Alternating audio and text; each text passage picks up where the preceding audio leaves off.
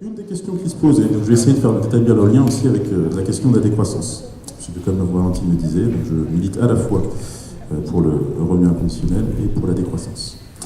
Quand on parle de revenu inconditionnel, généralement, une des premières questions qui ressort, c'est la question du financement.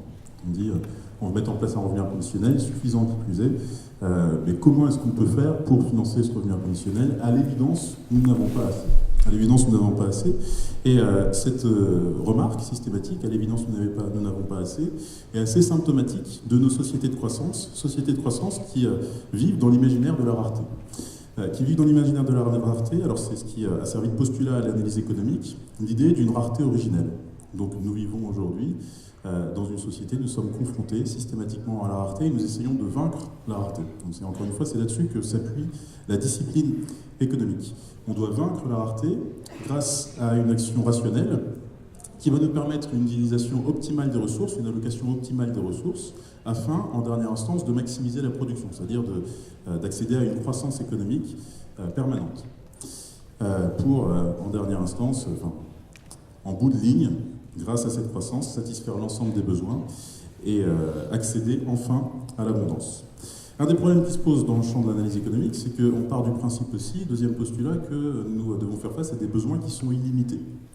Alors une fois qu'on a dit nous sommes confrontés à une rareté originelle et que nous essayons de répondre à des besoins qui sont illimités, il est assez facile de se rendre compte que l'abondance ne sera jamais au bout du chemin. Si les besoins sont limités, nous ne pouvons pas satisfaire l'ensemble des besoins. Et donc c'est ça qu'on essaye de critiquer lorsqu'on est partisan de la décroissance. Et on regarde généralement les travaux des anthropologues. Parmi les travaux des anthropologues, alors il y a quelques auteurs, je sors mes autres notes informatiques cette fois.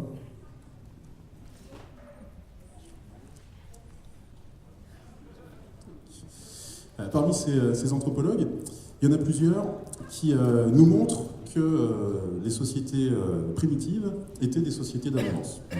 Le plus connu étant Marshall Solins qui a écrit un livre qui a été traduit en français par Âge de pierre, âge d'abondance. Qu'est-ce que nous dit Marshall Solins? Il nous dit, en s'appuyant sur les travaux de McCarthy et McArthur de 1948, les aborigènes de la terre d'Arnhem, en Australie, ne consacrent que 4 à 5 heures par jour au travail. Donc, des populations qu'on imagine vivent dans la misère ne consacrent que 4 à 5 heures par jour au travail. Richard Lee s'intéresse aux Bushmen dans les années 60 et nous dit la journée de travail chez les Bushmen, c'est 6 heures. 6 heures de travail par jour, mais la semaine de travail ne compte que 1 jour et demi à 3 jours. Plutôt calme comme rythme, ce qui nous donne en moyenne 2h09 par jour, en moyenne. Pierre Clastre, autre anthropologue célèbre, va lui regarder du côté des Tupi-Guarani, en Amérique du Sud, et nous dit « Les hommes, en moyenne, travaillent 2 mois tous les 4 ans. » 2 mois tous les 4 ans, dans des jardins partagés. Jacques Lizaud, de son côté, nous dit « Les Yanomami, qui vivent au Venezuela, les Yanomami, qui sont des agriculteurs modérés, travaillent, alors, pour les femmes, 1h58 en moyenne, pour les hommes, 2h51 en moyenne. » À noter que c'est une des rares sociétés où les femmes travaillent moins que les hommes. Peut-être que nous aurions quelques enseignements à en tirer. Et la conclusion qu'en tirent tous ces anthropologues, c'est donc ces sociétés primitives sont des sociétés d'abondance. Mais à l'évidence, ce sont des sociétés d'abondance. S'ils estimaient ne pas avoir assez, il leur suffirait de travailler davantage. Ils font le choix de ne pas travailler. C'est bien la preuve qu'ils estiment avoir suffisamment. Et le raisonnement qu'ils tirent de tout ça, c'est nous avons des sociétés qui refusent de travailler plus parce qu'elles ont fait le choix de l'abondance. Le choix de l'abondance, c'est partir du principe que la rareté est en fait un concept relatif. Donc on a une rareté relative des moyens par rapport à nos besoins. Deux manières de réagir par rapport à ça. Soit on essaye de démultiplier les moyens, croissance économique, soit on essaye de réguler les besoins. Ces sociétés ont fait le choix de la régulation des besoins.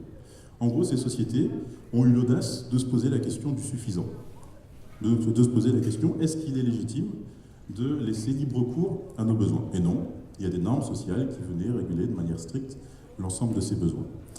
Là aussi, ça va être le point de vue de la décroissance. Donc, alors il ne s'agit pas de dresser un tableau tout rose de ces sociétés. Il y avait des périodes de pénurie dans ces sociétés, il y avait des logiques de contrôle démographique qui pouvaient être assez strictes, etc. Je ne dis pas que tout était rose, encore une fois. Mais leur réponse aux problèmes économiques qu'on se pose aujourd'hui me semble assez intéressante. Il y avait dans ces sociétés un refus de l'accumulation. refus de l'accumulation, refus d'accumuler les biens durables, refus d'accumuler les biens durables qui s'accompagnait également d'une logique d'habitat nomade, etc. Bon, je mets ça de côté. Et juste, oui, un exemple pour montrer que c'est tout à fait un choix, c'est Alain Caillé, donc, sociologue français célèbre, qui nous donne l'exemple des Sianes de Nouvelle-Guinée. Les Sianes de Nouvelle-Guinée ont découvert la hache en acier alors qu'ils utilisaient auparavant des haches de pierre suite à l'arrivée des Blancs. Et ils ont obtenu de forts gains de productivité grâce au passage de la pierre à l'acier. Donc hache de pierre moins efficace que les haches en acier qui arrivent. Qu'est-ce qu'ils en ont fait? Ils auraient pu se dire, chouette, nous sommes beaucoup plus productifs, nous allons en profiter pour produire davantage. Raisonnement tout à fait inverse, ils se sont dit, nous sommes plus productifs, nous allons pouvoir travailler moins. Donc là aussi, exemple qu'il s'agit bien de sociétés qui ont fait le choix de l'abondance. Et donc le raisonnement, c'est que ces sociétés qui ont fait le choix de l'abondance ont fait aussi le refus de l'opulence. Donc nous vivons assurément dans l'opulence, ces sociétés vivent dans l'abondance. Pour elles, plutôt, l'abondance implique non pas la poursuite d'une richesse indéfinie, mais au contraire la reconnaissance de limites strictes à cette richesse et l'abandon de l'objectif d'accumulation. A l'inverse, dans une société d'opulence comme la nôtre, nous sommes davantage soumis au travail, nous sommes davantage soumis à des normes d'équivalence, de rationalité qu'on retrouve dans le discours économique aujourd'hui. Là aussi, c'est ce qu'on va essayer de remettre en cause dans le champ de la décroissance. Je change de note.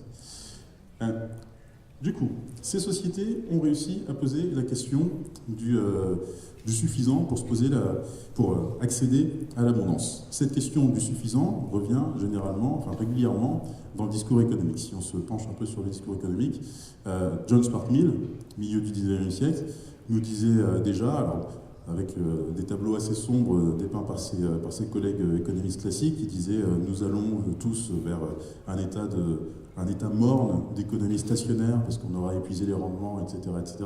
John Stuart Mill disait oui, sans doute qu'un jour la croissance va s'arrêter. Sans doute qu'on va arriver au bout des possibilités d'exploitation de la terre, etc. La croissance va s'arrêter, et en fait, avec un peu de chance, on se sera arrêté de rechercher la croissance bien avant. Parce qu'il y a des tas d'autres trucs à faire, bien plus intéressants. Alors lui, il parlait de spiritualité, de recherche esthétique, etc. Et il disait, sans doute qu'on va arrêter, on aura suffisamment avant. Un siècle plus tard, nous avons Keynes, grand économiste, qui écrit un texte, Perspective économique pour nos petits-enfants, où il dit, au tournant du XXe siècle, 20e et 21e siècle, on aura enfin apporté la réponse aux problèmes économiques. On aura enfin apporté la réponse aux problèmes économiques dans le sens où on aura vaincu la rareté.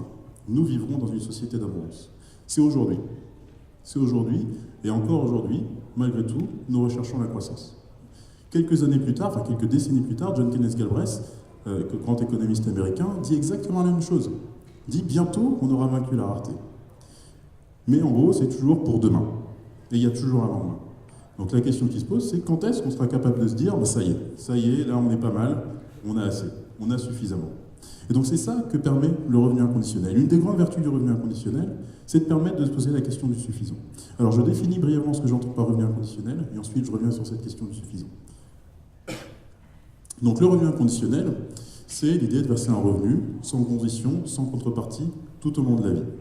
Donc sans condition de ressources, sans condition d'emploi, sans condition d'absence d'emploi, sans condition de situation familiale, etc. Donc versé de manière individuelle tout au long de la vie, cumulable avec une autre activité, etc. Sans contrepartie, c'est sans contrepartie pour éviter de tomber dans les 3 travers possibles des sociétés laborieuses tournées vers l'emploi. Premier travers possible, le workfare.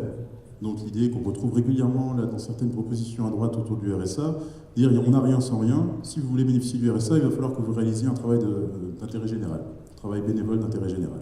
Là, il n'en est pas question dans le revenu inconditionnel. Deuxième travers possible, le tititainment. Donc la société des 2 dixièmes, pour le dire autrement, avec les gains de productivité que nous réalisons, notamment nous réaliserons peut-être avec la révolution numérique, il ne sera plus possible de mettre tout le monde au boulot. Que faire de ceux qui seront exclus? On va organiser cette exclusion en disant vous avez droit à un revenu, vous avez droit à des divertissements, et maintenant merci de nous laisser tranquilles.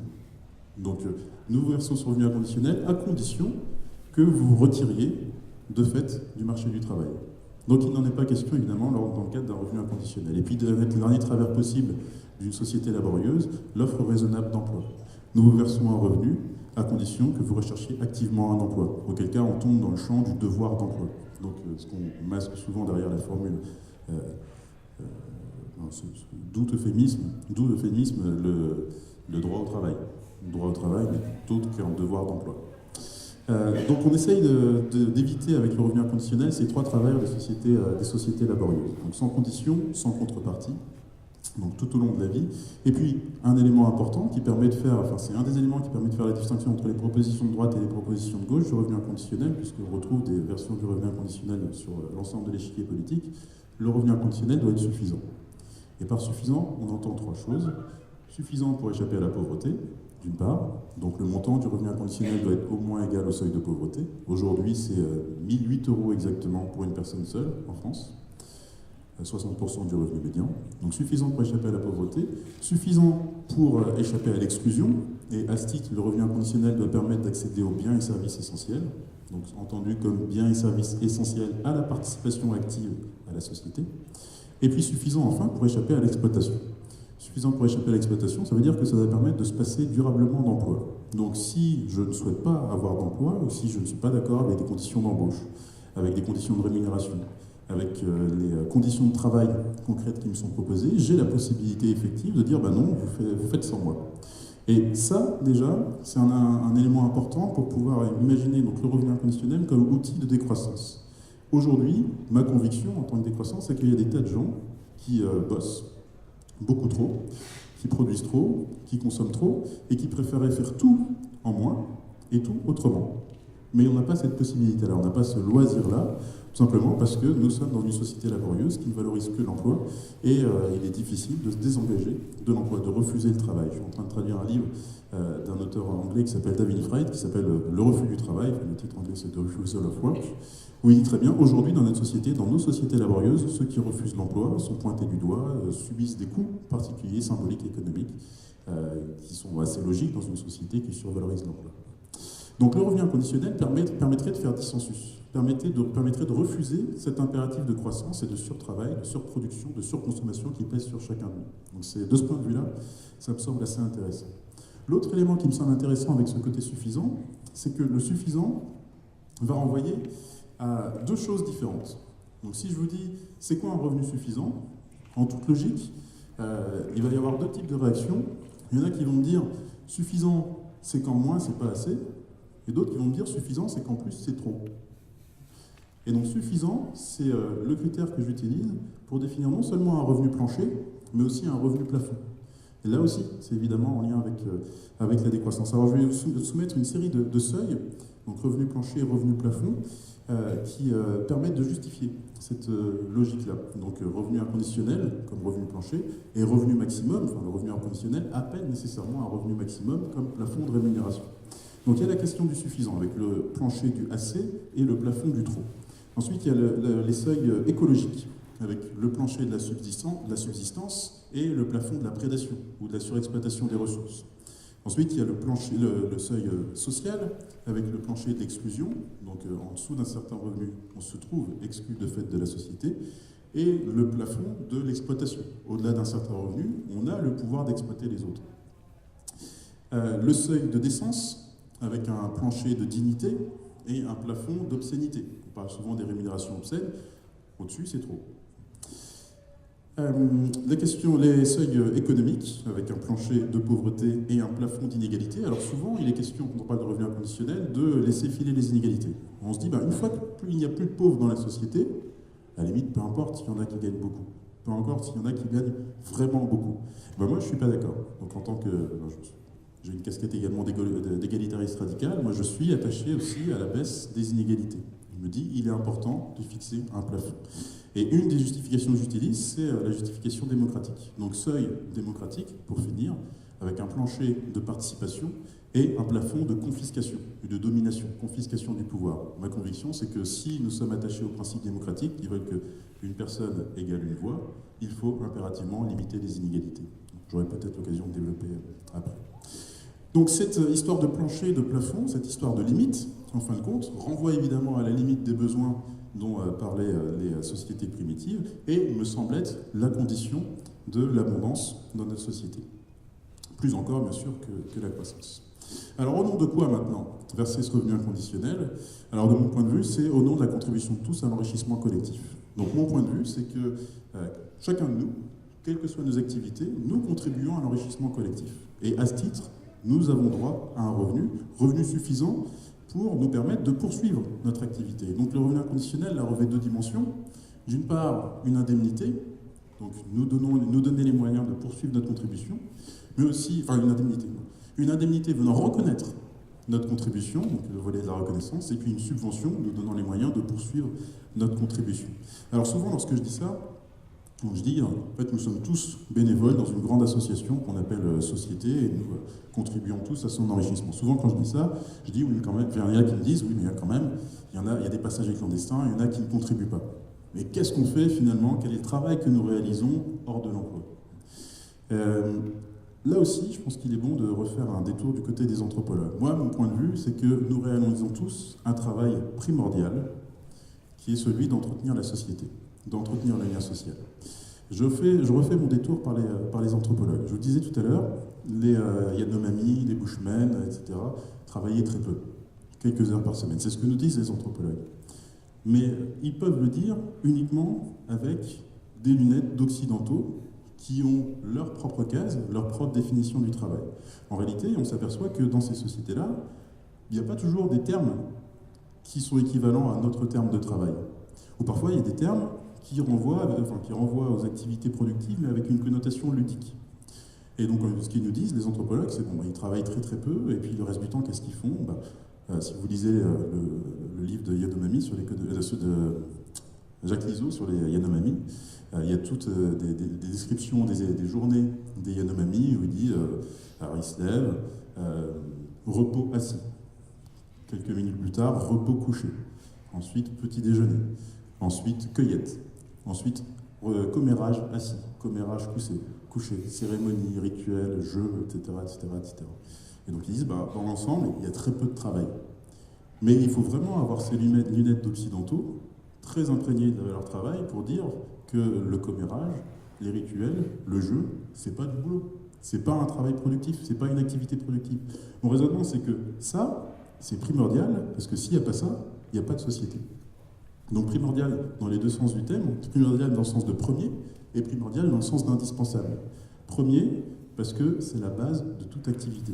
S'il n'y a pas ce lien social, s'il n'y a pas ce ciment social, il ne peut pas y avoir d'activité. Il ne peut pas y avoir de sentiment d'obligation réciproque si déjà on n'entretient pas des liens les uns avec les autres.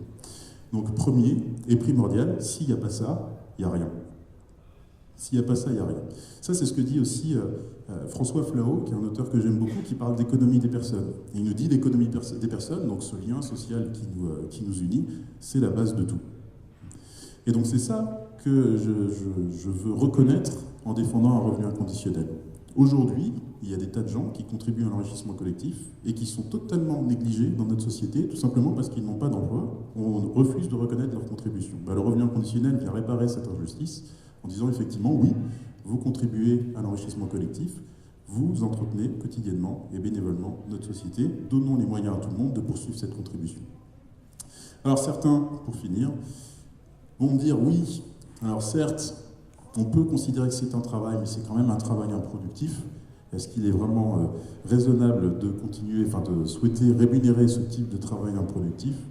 Alors j'aurais tendance à dire oui, en temps décroissant, puisque évidemment, le travail improductif, pour un antiproductiviste, me semble assez utile. Merci.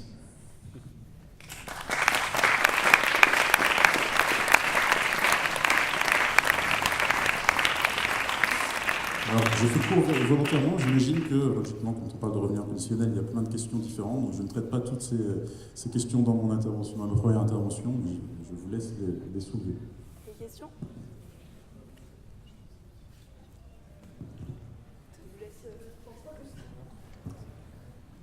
Vous avez commencé en soulevant le problème du financement, mais j'ai pas entendu de réponse claire à d'où les sous, parce que c'est aujourd'hui de quoi on parle. Alors sur la question du financement, c'est une question à rallonge en fait. C'est une question à rallonge parce que généralement, ce que je fais toujours, c'est commencer par questionner la question. C'est-à-dire comment ça se fait que cette question, encore une fois, comment ça se fait que cette question du financement revient systématiquement alors qu'aujourd'hui, on est clairement dans une société ultra riche. On est le 6e PIB mondial, alors qu'on n'est pas bien nombreux à l'arrivée. 6e PIB mondial, et on se dit, mais on n'a quand même pas les moyens aujourd'hui en France de préserver tout le monde de la pauvreté. C'est absurde, c'est absurde. On a clairement les moyens. Alors, généralement, il y a une preuve mathématique qui est assez simple, alors qui marche à tous les coups si on utilise le seuil de pauvreté à 50% du revenu médian. Donc il y a deux seuils de pauvreté. Il y a le seuil de pauvreté à 60% du revenu médian et celui à 50% du revenu médian. Je prends celui à 50% du revenu médian pour aller faire simple. Vous prenez n'importe quelle société, il est toujours possible, mathématiquement, de verser à tous le seuil de pauvreté à 50% du revenu médian. Même dans la pire des configurations possibles, il est toujours possible, mathématiquement, je vous mets au défi de me prouver le contraire, il est toujours possible de verser à tous un revenu égal au seuil de pauvreté. En l'occurrence, aujourd'hui en France, le revenu disponible par ménage, par tête, en France, c'est un peu plus de 1800 €. 1800 € par tête si on partage de manière strictement égalitaire le revenu disponible aujourd'hui. 1800 € en moyenne, ça veut dire qu'il est évidemment possible que tout le monde ait 1000 €. Évidemment. Donc nous avons clairement les moyens. Alors du coup, je vois deux motifs possibles pour poser cette question du financement. Donc une fois qu'on dit nous sommes assez riches pour financer ce revenu inconditionnel, préserver tout le monde de la pauvreté, je vois deux raisons. Première raison, nous avons les moyens, mais ce serait quand même pas juste de demander aux riches de faire cet effort de financement. Or, il me semble qu'en justifiant ce revenu inconditionnel par la contribution de tous à l'enrichissement collectif, il me semble qu'on peut prouver au contraire qu'aujourd'hui, ceux qui ont les plus grosses parts dans le partage du gâteau, ceux qui ont les plus grosses parts ont des parts qui sont indues. C'est-à-dire qu'ils ont pris les parts d'autres.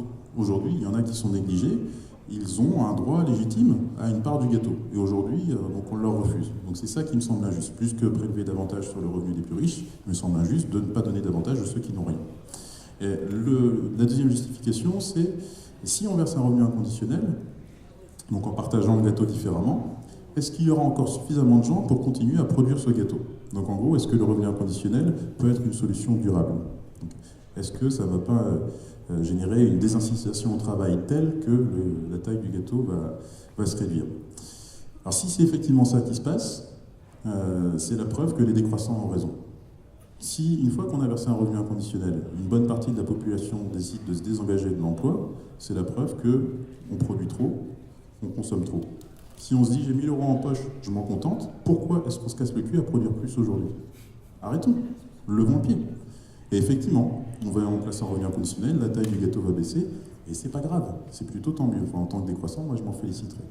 Alors après, ça ne veut pas dire qu'on va arrêter de produire des choses, hein. On va arrêter d'avoir des activités. À mon sens, on fera des activités dans un autre cadre, pas forcément dans l'emploi, encore moins dans le salariat de mon point de vue, mais on fera sur d'autres bases. On fera différemment sur d'autres bases, on fera sans doute aussi d'autres activités, et sans doute sur des bases gracieuses. Donc dans le cadre du bénévolat, alors soit formel, soit informel. Bref, on pourra aussi se contenter de moins. On a besoin d'un revenu, moi je défends le revenu inconditionnel parce que je me dis, c'est un remède pour une société malade du marché.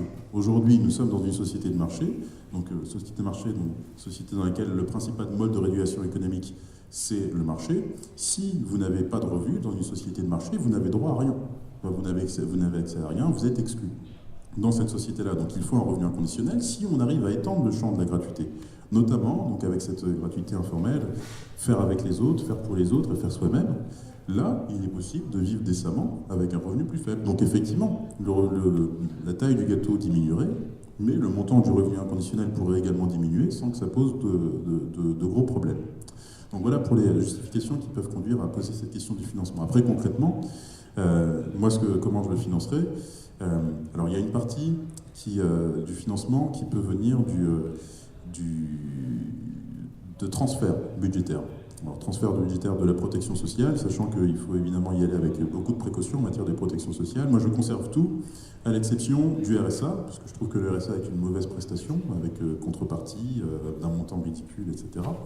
Je supprime le RSA, je supprime les allocations familiales, puisque le revenu inconditionnel est versé dès la naissance, et d'un montant supérieur aux allocations familiales aujourd'hui. J'ai tendance aussi à supprimer les allocations logement, non pas parce que je pense que le revenu inconditionnel s'y substitue, mais parce que ces allocations logement ont tendance à financer, à subventionner les propriétaires. Moi, j'ai plutôt tendance à dire qu'il faut plafonner les loyers et remettre en cause la propriété lucrative. Donc je supprime ces prestations-là, je les remplace par un revenu inconditionnel. Tous les autres, tout le reste, je conserve. Donc système assurantiel, je conserve, assurance vieillesse, maladie, chômage, je conserve, etc. Ensuite, il y a une partie du budget de l'État qu'on peut aussi transférer vers le financement d'un revenu inconditionnel. Tout ce qui est politique de l'emploi, donc ce que j'appelle la turbine à turbin. Donc tout ce qu'on dépense chaque année pour produire du boulot, juste pour produire du boulot, parce qu'on est dans une société laborieuse qui fait de l'emploi le produit final de notre activité économique. Pourquoi est-ce qu'on cherche la croissance? Pour produire des emplois. Ce qui est absurde. On a quand même mieux à faire, à mon sens, que de bosser comme on le fait aujourd'hui. Donc tout ça, il faut arrêter. Aujourd'hui, c'est plus de 75 milliards d'euros qu'on consacre chaque année à produire du boulot. C'est quand même dommage. Autant verser un revenu inconditionnel. Et puis pour le reste, je le finance par augmentation des... alors je vais le dire comme ça, par augmentation des impôts. En gros, la plupart du temps, on dit on verse un revenu suffisant, je défends un revenu suffisant, qu'est-ce qu'il faut sacrifier pour financer ce revenu inconditionnel suffisant? Est-ce qu'il faut sacrifier la protection sociale? Est-ce qu'il faut sacrifier les services publics? Est-ce qu'il faut sacrifier le droit du travail, etc. Ben non, moi je dis on conserve tout ça, par contre on va sacrifier les inégalités. Donc on va essayer de répartir différemment l'effort fiscal. Donc ça suppose une forte augmentation des prélèvements obligatoires pour assurer à tous un revenu suffisant. Et donc concrètement, donc si on parle d'une année 1 où on met en place le revenu inconditionnel, ça se traduirait par une augmentation du niveau de vie des 8 premiers déciles et une baisse du niveau de vie des 2 derniers déciles. Ce qui me semble assez juste, ce qui me semble revenir sur toutes les réformes fiscales qui ont conduit aujourd'hui les classes moyennes à payer davantage en termes de taux de prélèvement obligatoire que les derniers déciles, donc les catégories aisées. Donc en gros, ça permettrait, à mon sens, d'assurer davantage de justice fiscale. Donc voilà en quelques mots comment je conçois le financement du revenu inconditionnel. Je ne sais pas si ça répond complètement à votre question.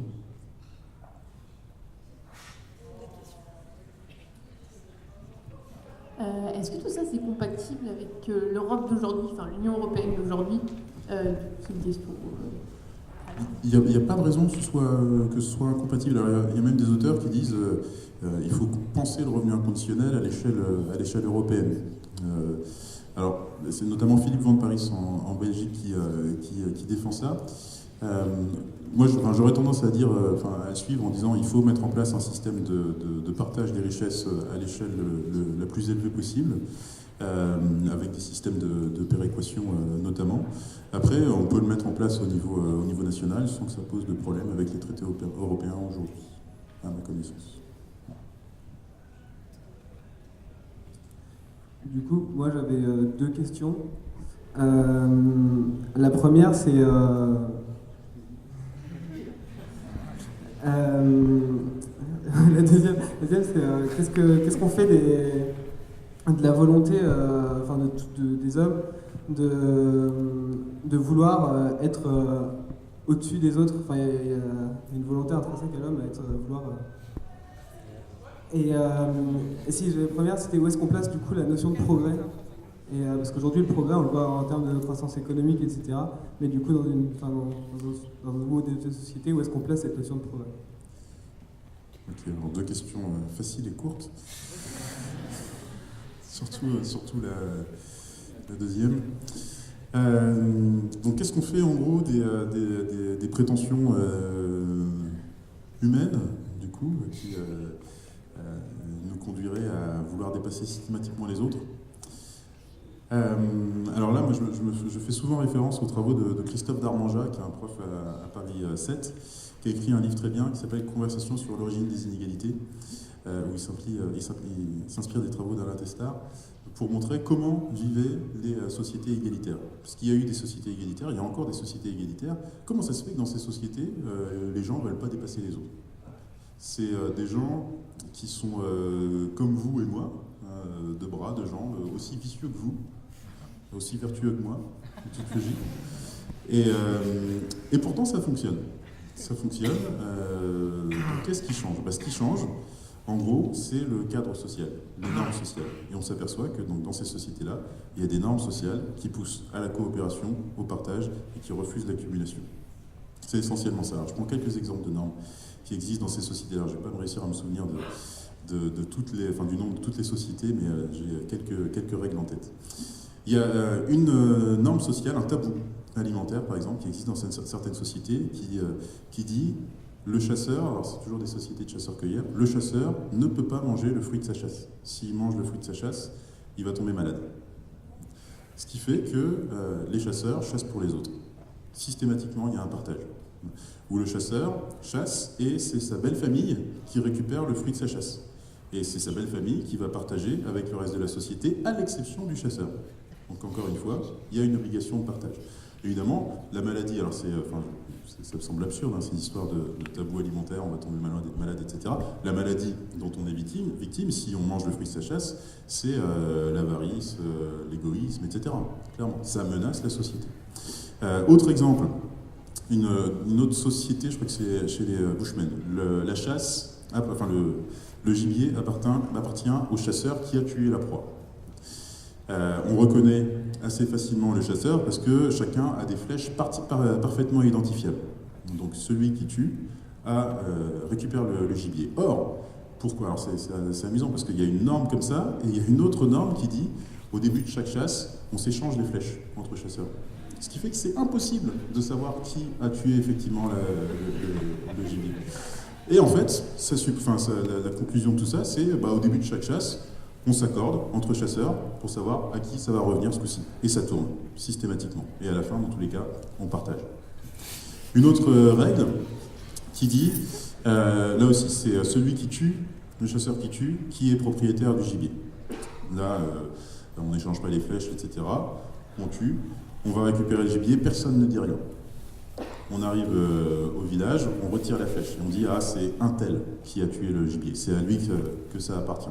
Là, la règle, la norme, veut que le chasseur ne doit surtout pas se lever, sauter dans tous les sens en disant « Waouh, regardez, c'est moi le plus fort, c'est encore moi qui l'ai eu, etc. » Surtout pas.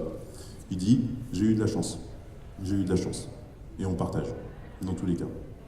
Norme sociale, juste ça. Le cadre change. Dans notre société, on dirait « C'est moi qui l'ai eu, je l'ai mérité, etc. etc. C'est tout pour moi, si je veux vous en donner, ce sera de la générosité, etc. » Là, non. Une norme sociale. Humilité, et on partage. C'est juste ça qui change. Donc comment est-ce qu'on fait? Clairement, il faut changer les normes sociales qui sont en vigueur dans notre société. Aujourd'hui, on a des normes sociales qui encouragent la recherche de l'intérêt égoïste.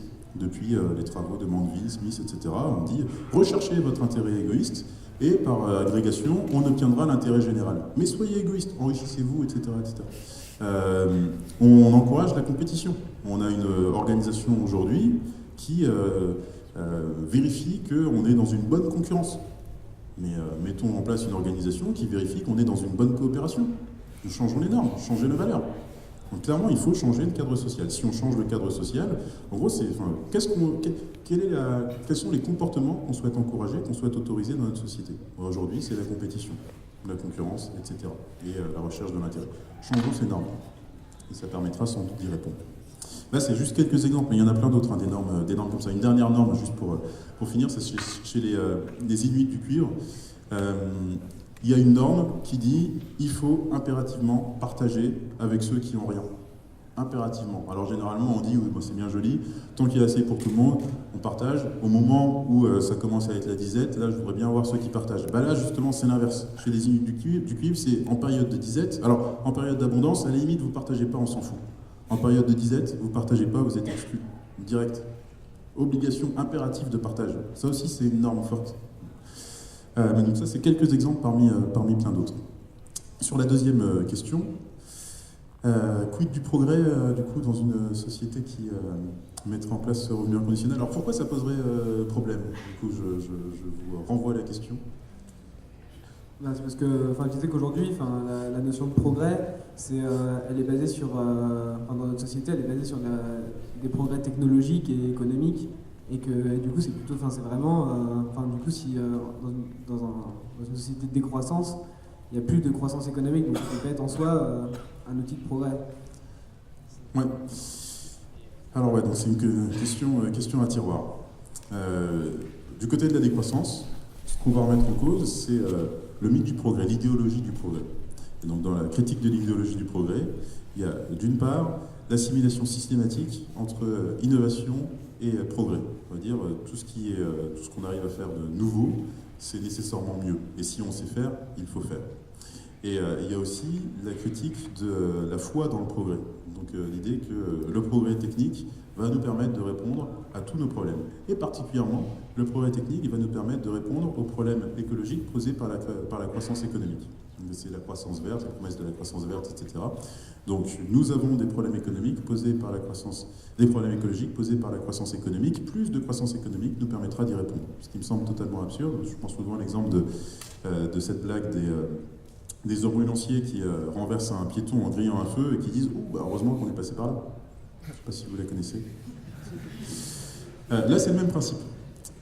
On a la croissance économique qui pose des problèmes écologiques et on se dit « Chouette, un peu plus de croissance et tout va passer ». C'est ce que disait Laurence Parisot, l'ancienne présidente du MEDEF, qui disait « Un peu de croissance pollue, beaucoup de croissance dépollue ». En toute logique. Donc, du côté des décroissants, on va remettre en cause à la fois donc, cette assimilation d'innovation au progrès et cette fois dans le progrès. Et en dernière instance, alors déjà on dit sur l'assimilation innovation égale progrès, on dit il faut se poser des questions de manière démocratique, mais c'est un choix politique de définir le progrès. Aujourd'hui, on remet la définition du progrès au marché. Si ça se vend, c'est que c'est mieux, c'est que c'est bien, etc. Ce qui est absurde. Le marché n'est pas un mode de délibération. Le marché n'est pas un mode de choix politique. Donc posons cette question de manière politique et ça permettra de faire le tri entre ce qui est souhaitable et ce qui peut juste se vendre. Donc ça c'est le deuxième point. Et puis donc du côté des décroissants, enfin, sur le progrès, on se dit c'est pas grave si ça va plus lentement.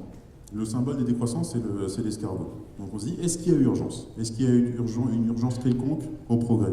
Est-ce qu'il y a une urgence quelconque à l'innovation? La seule urgence qu'on a, elle est causée par la croissance.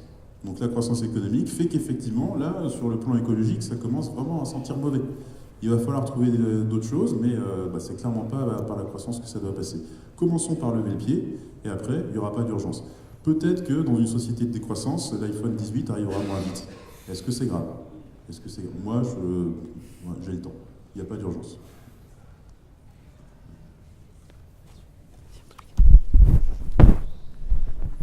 Bonjour. Moi, je me pose la question de la pénibilité du travail. Donc, dans le cadre d'un revenu universel, il y a des travaux qui sont très pénibles. Et est-ce que vous pensez qu'ils sont toujours réalisés? Alors, moi, je prends l'exemple, actuellement, nos villes, c'est des machines, c'est des industries énormes, et c'est très très sale. Et il y a des gens qui nettoient tous les jours la ville, et quand ils ne le font pas, ça se voit tout de suite. Et c'est un travail, j'ai beaucoup de mal à y trouver un intérêt quelconque, et je me demande si les gens continueront à faire ça malgré le fait d'avoir un revenu universel. Alors du coup, merci pour avoir posé cette question. C'est une question que j'affectionne particulièrement. Parce que une des vertus du revenu inconditionnel, c'est de poser cette question. C'est une question qu'on ne se pose jamais dans notre société quotidiennement. Il y a des gens qui font les tâches pénibles, qui les fait, est-ce que c'est juste que ce soit toujours les mêmes qui les réalisent, etc. Bon, logiquement, on occulte assez facilement cette question quand on a la chance d'être du bon côté, donc du côté de ceux qui ne réalisent pas ces tâches pénibles.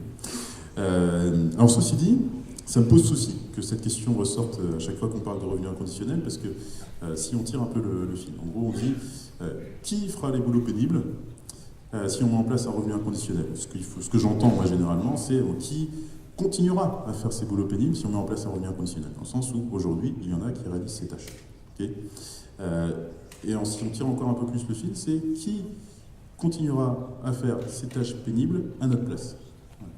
Ce qui me pose vraiment souci, et la fin du raisonnement, c'est heureusement qu'il y a des pauvres aujourd'hui pour les réaliser à notre place.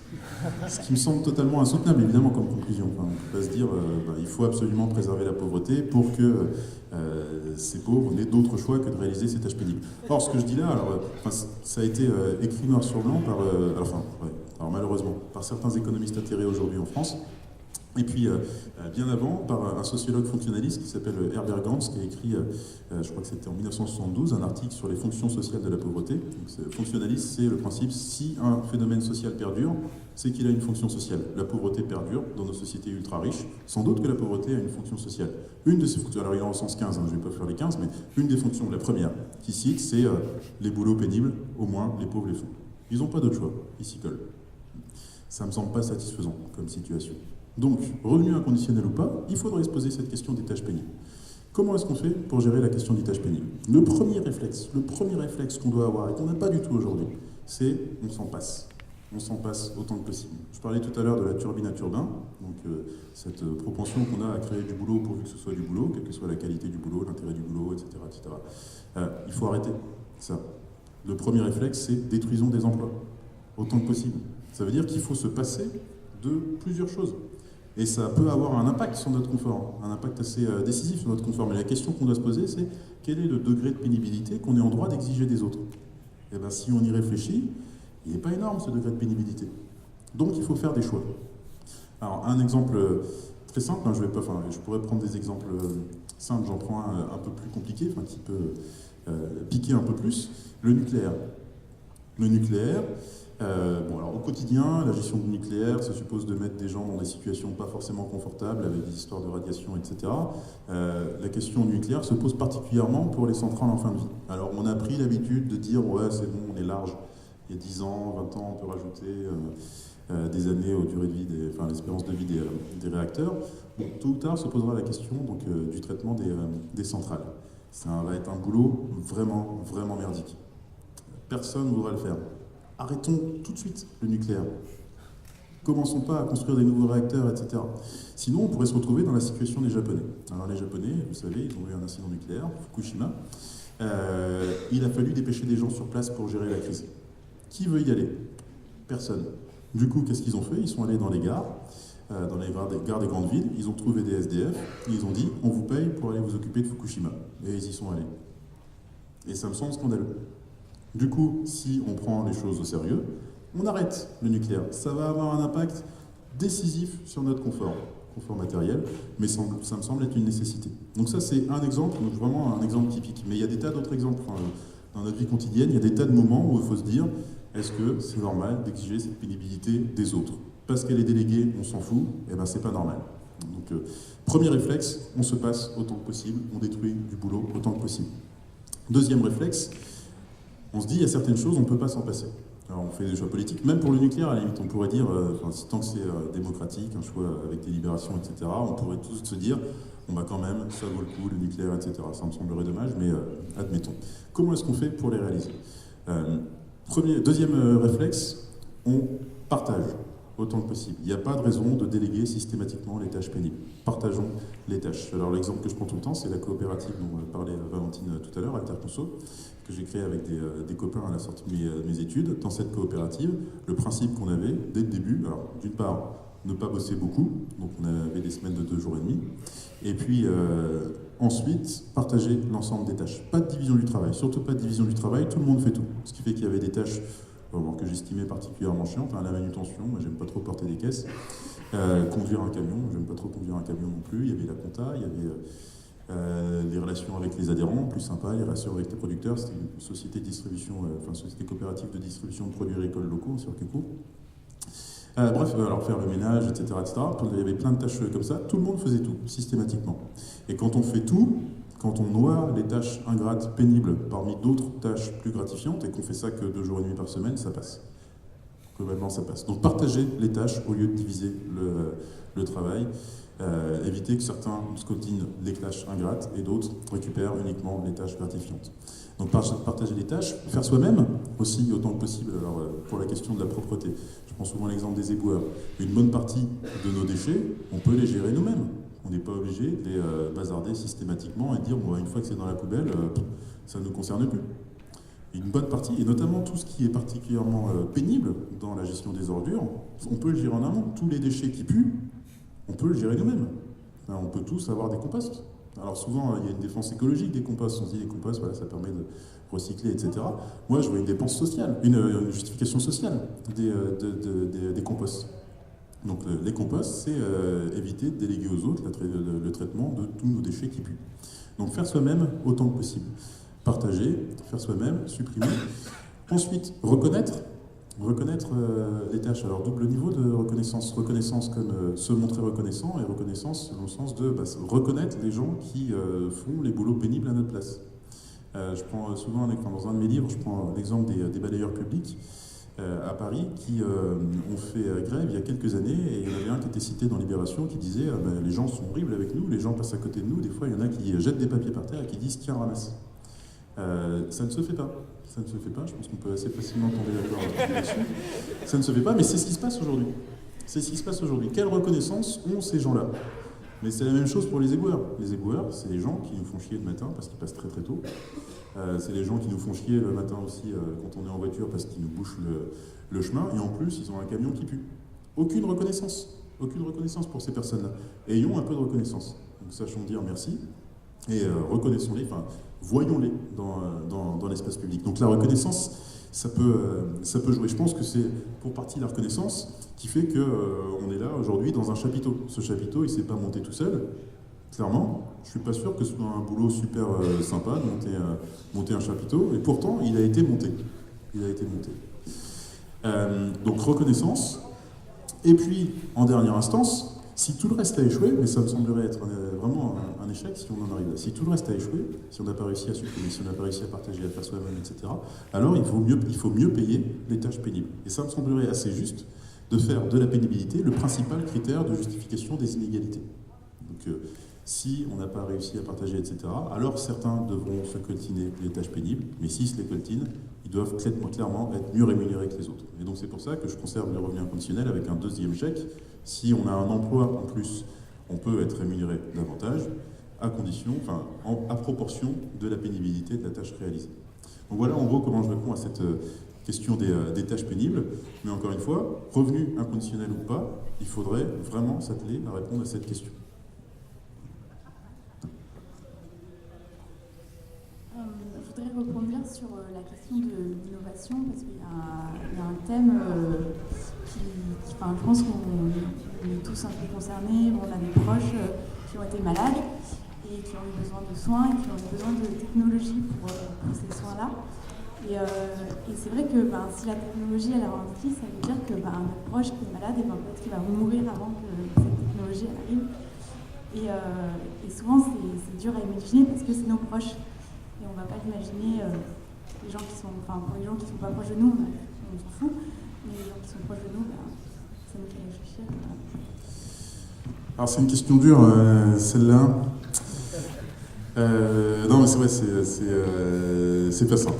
Du coup, alors j'en parle dans mes cours sur la décroissance. Je parle notamment d'Ivan Illich. Je ne sais pas si vous connaissez Ivan Illich, qui est un des penseurs de la décroissance, qui a écrit plusieurs livres sur la critique de l'idéologie du progrès. Et un de ses livres, ça s'appelle Némésis médicale. Et dans Némésis médicale, il fait une critique radicale de la médecine, de la médicalisation de la société. Donc il dit la médecine prend une place de plus en plus importante, trop importante, dans nos sociétés. Et il dit un des gros soucis de nos sociétés, c'est que, c'est compliqué à dire. Un des soucis de nos sociétés, c'est que on a fini par considérer la mort comme un échec. On a fini notamment comme un échec de la médecine, en oubliant que la mort faisait partie de la vie, en gros, pour le dire de manière très très vite, très lapidaire. La question que je pose, moi, à mes étudiants, c'est qu'est-ce qu'on est prêt à sacrifier? Alors, qu'est-ce qu'on est prêt à sacrifier donc, pour la croissance, pour gagner quelques années d'espérance de vie en plus? Donc, c'est le dilemme de Dante, donc, qui vend son âme pour avoir la vie éternelle. Nous, est-ce qu'on est prêt à sacrifier donc une partie de la nature, une partie de notre liberté, de notre autonomie, etc. Est-ce qu'on est prêt à sacrifier tout ça pour gagner quelques années d'espérance de vie? C'est ça la question qu'il faut se poser. Aujourd'hui, la croissance a un effet négatif alors pour partie sur notre santé, sur la nature, c'est signe d'aliénation, d'asservissement, d'exploitation, de bêtises, beaucoup aussi. Est-ce qu'on est prêt à accepter tout ça pour gagner quelques années d'espérance de vie.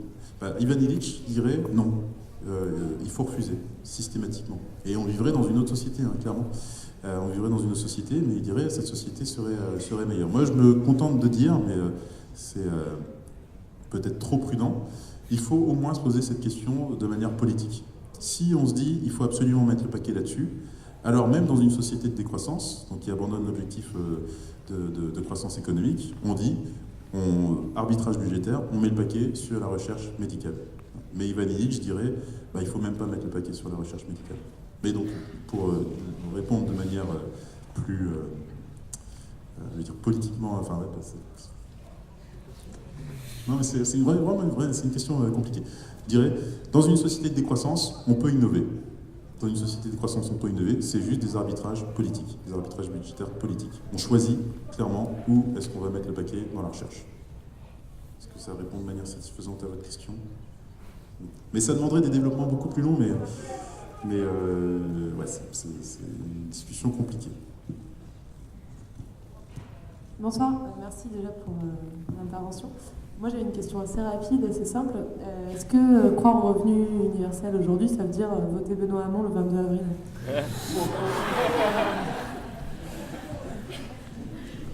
On va de questions compliquées en questions compliquées, parce que c'est un déchirement intérieur, cette question. Alors, déjà, moi j'ai un souci avec la proposition de Benoît Hamon, hein, clairement. J'avais un souci au début, parce que je trouvais que les montants qui étaient proposés n'étaient pas suffisants. Enfin, lui, il parle de 600 € au début, 750 € à la fin. 750 €, ça reste inférieur au seuil de pauvreté, quel que soit le seuil de pauvreté choisi, 50% ou 60%. 50%, ça reste 840 € aujourd'hui, le seuil de pauvreté à 50%. Là, 750, on est en dessous. Donc, une mesure comme ça, qui dirait, avec 750 € on vit, ça me semble dommage. Donc, j'ai eu l'occasion de le rencontrer au moment où il était encore convaincu qu'il allait finir 3e de la primaire, donc de la primaire du PS. Et donc j'avais dit, il y a des seuils symboliques qui sont importants. Et le seuil de pauvreté, c'est un seuil symbolique important. Il restait sur ces chiffres-là, ça m'a posé souci. Et ensuite, il a intégré dans son équipe plein de gens qui sont contre le revenu inconditionnel.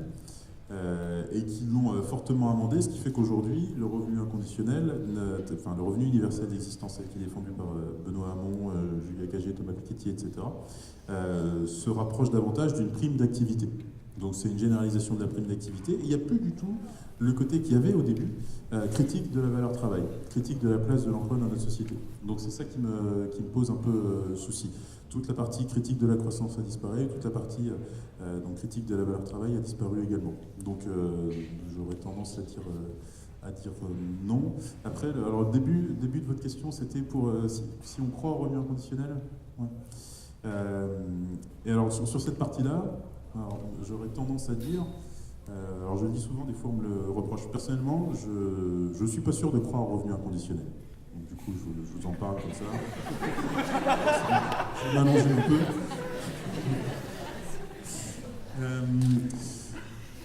Je ne suis pas sûr de croire au revenu inconditionnel. Ce que je dis, c'est que je ne suis pas un inconditionnel du revenu inconditionnel.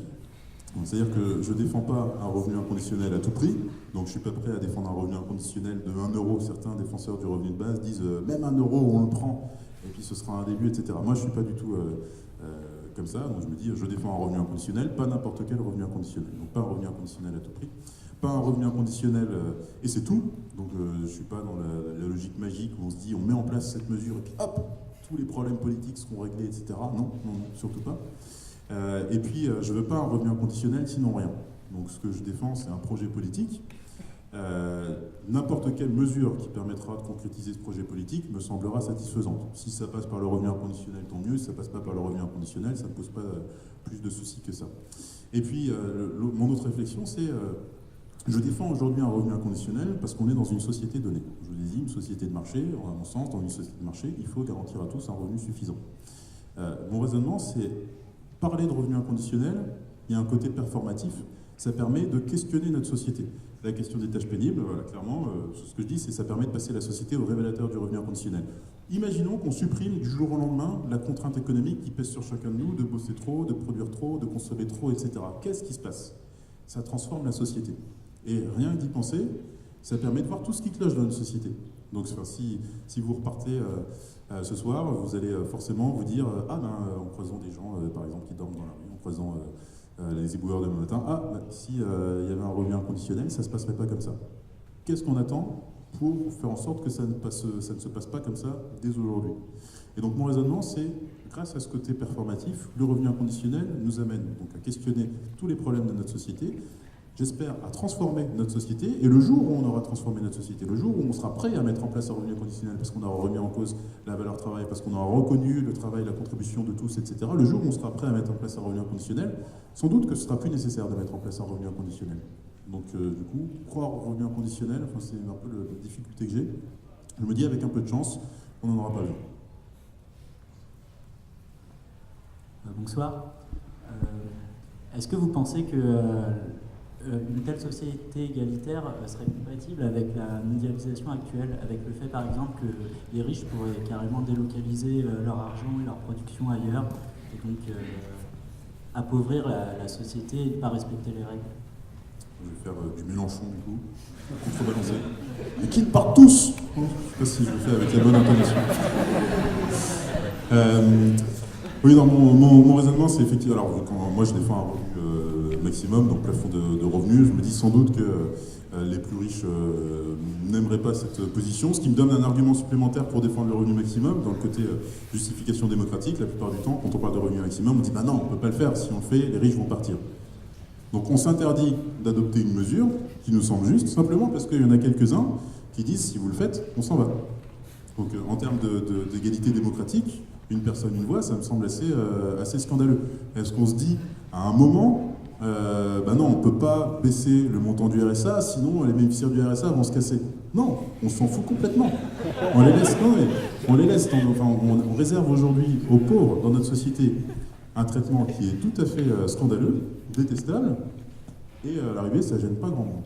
Et là, on dit, on va plafonner les rémunérations, il y a 3-4% de la population qui dit mais si vous faites ça, nous on s'en va, et on dit ok, on ne fait pas. Ça ne me semble pas super démocratique. Bon, si effectivement les plus riches décident de partir, personnellement, ça ne me pose pas de soucis. Enfin, clairement, ce ne sont pas les riches qui créent la richesse. Ce sont essentiellement les gens qui bossent pour eux qui créent la richesse. Donc moi, je suis pas pour mettre en place des contrôles de change, tout ça, pour dire le capital on le garde, personne s'en va, etc. S'il y en a qui veulent partir, ça ne me pose pas de soucis. Après, je suis convaincu que c'est essentiellement la population qui fait la richesse. Donc c'est pas les derniers centimes. Ça ne pose pas trop de soucis. Et après, sur le côté, est-ce que c'est possible dans une économie mondialisée? Mon autre raisonnement, c'est si on met en place aujourd'hui un revenu inconditionnel, souvent la question c'est est-ce qu'un pays seul peut mettre en place ce revenu inconditionnel, etc. Si un pays met aujourd'hui en place un revenu inconditionnel, à mon sens, ça fait plutôt un précédent. Souvent on me dit, mais si on met en place un revenu inconditionnel, est-ce qu'il n'y a pas les Espagnols qui vont débarquer en France, etc. etc. Moi je me mets dans cette situation. Si demain l'Espagne met en place un revenu inconditionnel, mon premier réflexe ne sera pas de me dire je passe les Pyrénées et je vais en profiter. Mon premier réflexe, ça sera de me dire les Espagnols ont réussi, qu'est-ce qu'on attend pour le faire? Et je verrais plutôt ça comme la preuve que un autre mode de vie est possible, une autre organisation de la société possible, généralisons-la.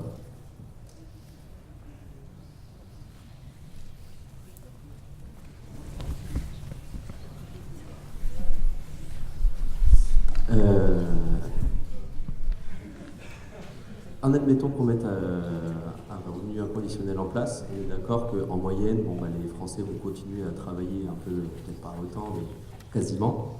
Et du coup, on aura, en moyenne, la famille française moyenne aura un salaire, aura plus de pouvoir d'achat, entre guillemets.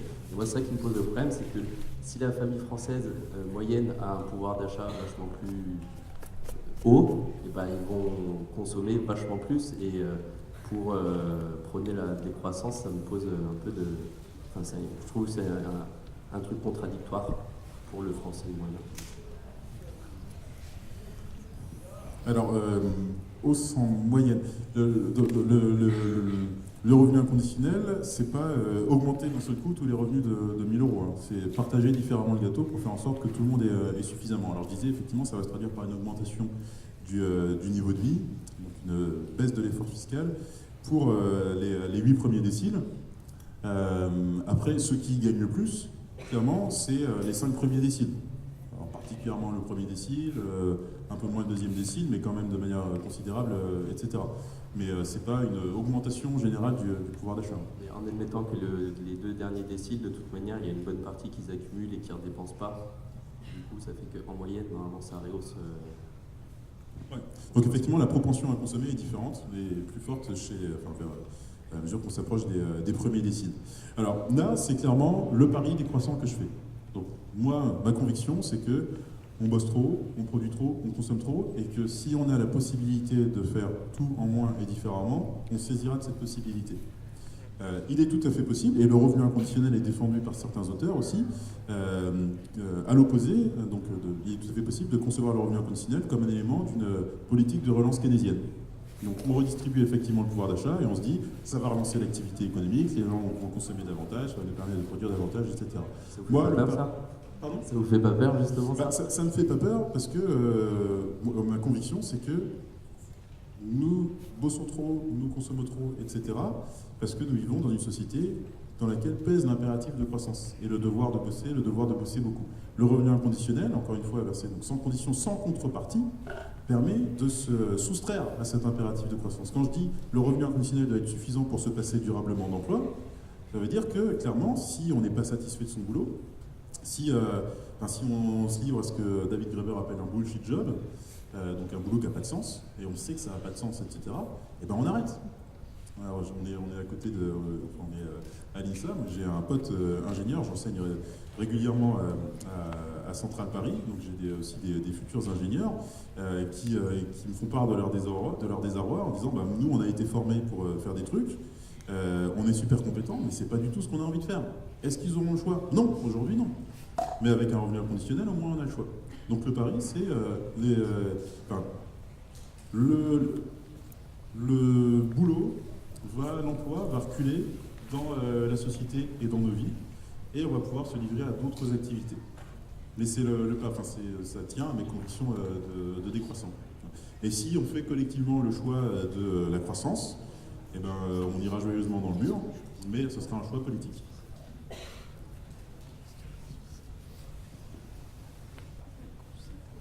Du coup, moi je suis relativement convaincu aussi, mais est-ce que tu pourrais nous éclairer un petit peu sur ce qui s'est passé en Norvège, ce qui me semble? Parce que je me renseigne pas spécialement, mais il paraît qu'il y a quelques temps ils avaient lancé quelque chose, et dans quelle mesure c'était ce que tu préconises, ou est-ce que tu es d'accord, pas d'accord? Alors donc c'est en Finlande et pas en Norvège, et c'est une expérimentation qui a été lancée par un gouvernement de centre droit. Donc c'est pas exactement mon camp. Et donc leur objectif, eux, c'est plutôt de réduire les dépenses sociales. Donc ils se sont rendus compte que leur système de protection sociale, notamment d'indemnisation du chômage, était très peu incitatif. Donc si on reprend un emploi en Finlande, alors qu'on a les allocations chômage, on perd en revenus. Donc là, ils se sont dit, il faut changer ce système. On va verser un revenu inconditionnel à tous. On va supprimer les allocations chômage. Et comme ça, il y aura une incitation à retrouver un emploi. Et en plus, ça permet de faire des économies dans tout ce qui est gestion du système de protection sociale. Donc à l'arrivée, ce qu'ils proposent, c'est un montant relativement faible. Alors je crois que c'est, j'ai un trou, autour de 700 € si ma mémoire est bonne, sachant que le coût de la vie est beaucoup plus élevé en Finlande qu'en France. 700 €, et pour solde de tout compte, donc plus d'allocation, enfin plus de système assurantiel pour le chômage. Donc c'est pas du tout la perspective que je défends. L'objectif n'est pas de mettre en place un revenu suffisant, là, dans leur optique, mais clairement de libéraliser le marché du travail autant que possible. Donc ça, c'est plutôt les versions libérales. Ceci dit, là, pour le moment, c'est juste une expérimentation. Donc ils ont tiré 2000 personnes au sort parmi les bénéficiaires de l'allocation chômage. Donc ils vont percevoir ce revenu inconditionnel pendant 1 an ou 2, si ma mémoire est bonne. Et ensuite, ils feront le point. Avec toutes les limites qu'il peut y avoir avec ce type d'expérimentation. C'est-à-dire qu'à mon sens, on peut tirer très peu d'enseignements des expérimentations du revenu inconditionnel, parce qu'on réagit différemment suivant le cadre dans lequel est mis en place le revenu inconditionnel. Donc là, si vous êtes 2000 sur toute une population à percevoir le revenu inconditionnel, ça veut dire que vos proches n'ont pas de revenu inconditionnel, vos amis n'ont pas de revenu inconditionnel, vos collègues, éventuels collègues n'ont pas de revenu inconditionnel, vos voisins n'ont pas de revenu inconditionnel, etc. Du coup, vous ne vivez pas dans une société qui bénéficie du revenu inconditionnel. Vous vivez dans une société qui reste très attachée à la valeur travail, etc. Et puis par ailleurs, vous ne réagissez pas de la même manière si on vous dit que vous avez un revenu inconditionnel pendant 2 ans ou vous avez un revenu inconditionnel à vie. Donc on se retrouve plutôt dans la situation des gagnants du loto, là, qui sont isolés dans une société qui reste fermement ancrée dans la valeur travail, dans la croissance, etc. Donc voilà pour le point sur la Finlande.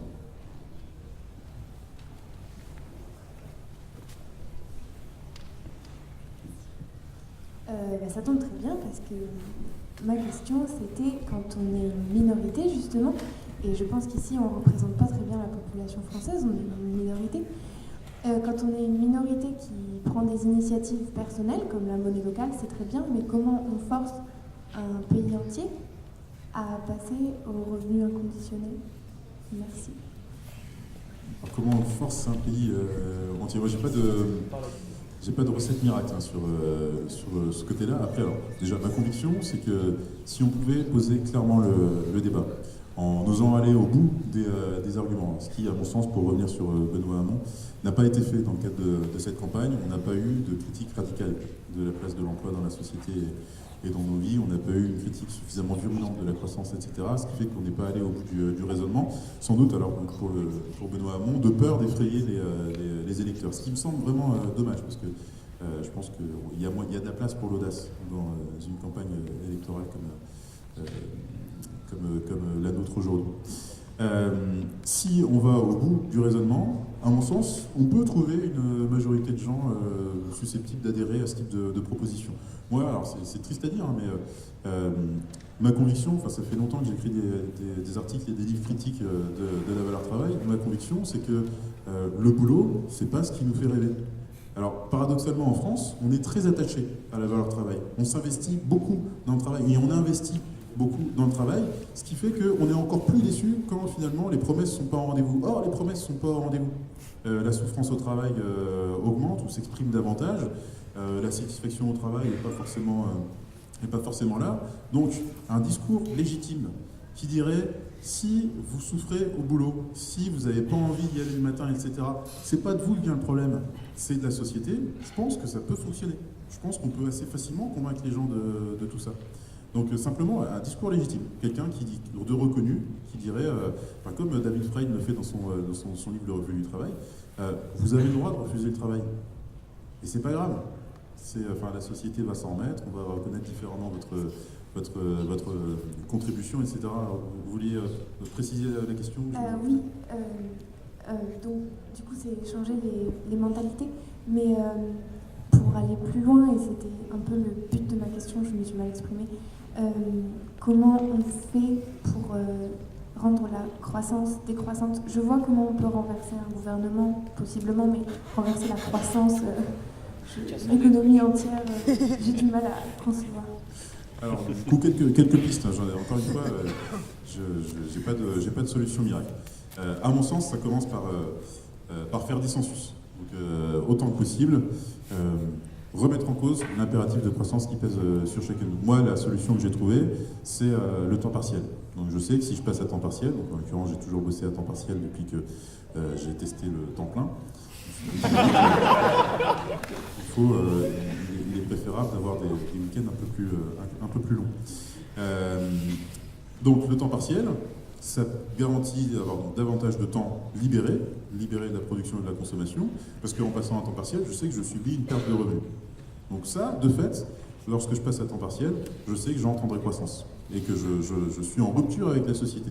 Et donc avec des collègues lyonnais, on a décidé par exemple de créer une structure informelle qui s'appelle la coopérative d'inactivité, qui défend le droit inconditionnel au temps partiel. Donc c'est évidemment un pied de nez aux coopératives d'activité. On s'est dit, ce qui est scandaleux aujourd'hui en France, c'est qu'on critique beaucoup le temps partiel subi, mais on ne parle pas assez du temps plein subi. C'est-à-dire que tous ces gens qui sont à temps plein, qui voudraient passer à temps partiel, qui souhaiteraient consacrer moins de temps à leur emploi et qui ne peuvent pas le faire. Pourquoi ils ne peuvent pas le faire? Parce qu'aujourd'hui, en France, pour accéder de droit au temps partiel, il faut avoir des enfants en bas âge. Alors là-dessus, j'ai essayé, je vous déconseille fortement d'avoir des enfants en bas âge. Enfin, le calcul, je vais faire des enfants, comme ça j'aurai accès à mon temps partiel et j'aurai du temps libre. Non, non. C'est pas comme ça que ça marche. C'est très bien d'avoir des enfants, mais...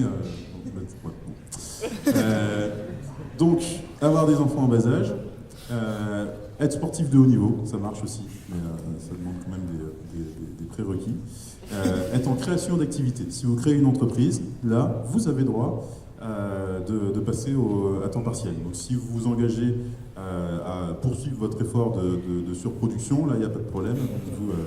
Vous avez droit au temps partiel. Si vous voulez simplement faire davantage la sieste, jouer à la belote, etc., ça ne rentre pas du tout dans les cases. Donc on s'est dit, on va créer cette coopérative d'inactivité où on a la possibilité de s'inscrire et dire je crée une activité de testeur en hamac, par exemple.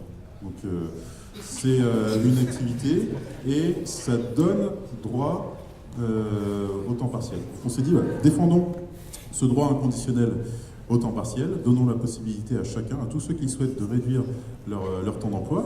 Et je pense que c'est le début c'est une remise en cause de notre impératif de croissance. Alors ceci dit, on avait aussi conscience du fait qu'aujourd'hui, le temps partiel reste un luxe. Donc moi, je suis prof dans le supérieur, je vous dis je suis passé à temps partiel, ça ne suppose pas pour moi une perte de revenus considérable.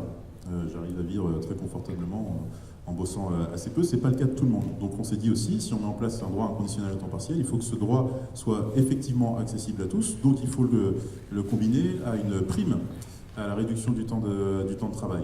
Donc en généralisant le système en gros de la fonction publique, aujourd'hui dans la fonction publique, quand vous passez à 90%, vous êtes payé 93%. Quand vous passez à 80%, vous êtes payé 86%. Nous on s'est dit, il faudrait généraliser ça à l'ensemble des quotités et à l'ensemble des secteurs. Donc quand on passe à 50%, on est payé 64%. Ce qui fait que, on serait payé 64%, ce qui fait que ce serait accessible pour tout type de revenus avec cette prime. Et puis par ailleurs, on se dit qu'il faudrait généraliser la progressivité. Aujourd'hui, on a un système de cotisation sociale qui est proportionnel. Ce qui fait qu'on paye tous le même taux. Et on est tous favorables à la progressivité, j'imagine, puisqu'on n'est pas une assemblée représentative de la population française. On est tous favorables à la progressivité en matière d'impôts. Pourquoi ne pas être favorable à la progressivité en matière de cotisation? Donc ce qui conduirait les plus riches aujourd'hui, les mieux payés, à cotiser davantage pour le bien de tous, tout en conservant, parce que ça peut être intéressant d'un point de vue politique, le côté symbolique, puisqu'on aime bien parler, s'envoyer à la figure de salaire brut. On ne touche pas au salaire brut, on ne touche pas à la sécurité sociale, mais on touche fortement au salaire net pour rééquilibrer un peu l'ensemble. Voilà une piste qu'on avait développée avec des copains, donc cette coopérative d'inactivité pour accéder au temps partiel choisi. D'autres pistes, je vous en ai recensé deux autres. Les mutuelles de précaires, ensuite, mutuelles de précaires, qui sont des organisations alors toujours informelles, qui existent en France, un peu sur le modèle des sociétés de secours mutuelles du 19e siècle. En gros, on trouve des gens qui ont des revenus qui sont aléatoires, qui sont en situation de pauvreté pour la plupart, et qui décident de mutualiser leurs revenus tous les mois. Une partie de leurs revenus. Donc le principe, c'est on se retrouve en début de mois, on décide de mettre en commun une partie du revenu, et à la fin de la réunion, tout le monde repart avec un revenu minimum. C'est une forme une mise en place embryonnaire d'un revenu inconditionnel par partage de revenus. Ça existe aujourd'hui, autant les développer, autant que possible. Et puis, dernière initiative possible, toujours pour remettre en cause cet impératif de croissance, les coopératives d'habitants, qui est un sujet sur lequel je bosse en ce moment, les coopératives d'habitants, qui consistent à retirer du marché de plus en plus de logements, d'habitation. Et le raisonnement, c'est une fois qu'un appartement ou une maison a été payée, une fois, elle ne sera plus jamais achetée. Elle pourra circuler entre différents usagers, mais elle ne sera plus jamais achetée. Et donc ça me semble proprement révolutionnaire, donc réussir à supprimer en gros le marché immobilier, parce que c'est sur ce marché immobilier explique aussi pourquoi on bosse beaucoup, quand on voit le taux d'effort aujourd'hui des ménages, pourquoi on bosse beaucoup, pourquoi il y a cet impératif de croissance, etc., avec une logique d'emprunt, remboursement d'emprunt, etc. Si on fait du logement un bien commun, gratuit, accessible à tous, au nom d'un principe de non-exclusion, etc., le coût de la vie baisse considérablement. L'impératif de bosser plus disparaît également. Là, on a un élément qui nous permet concrètement d'entrer en décroissance également, de faciliter le passage à temps partiel par ailleurs, etc. Donc voilà quelques pistes pour essayer de s'approcher d'un revenu inconditionnel, mais c'est quelques pistes parmi sans doute beaucoup d'autres. Moi, je ne présente que celle-là pour le moment.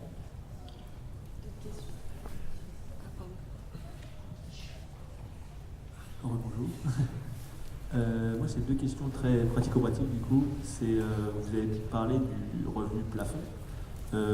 À combien vous l'estimez ce revenu plafond et comment vous l'avez calculé du coup?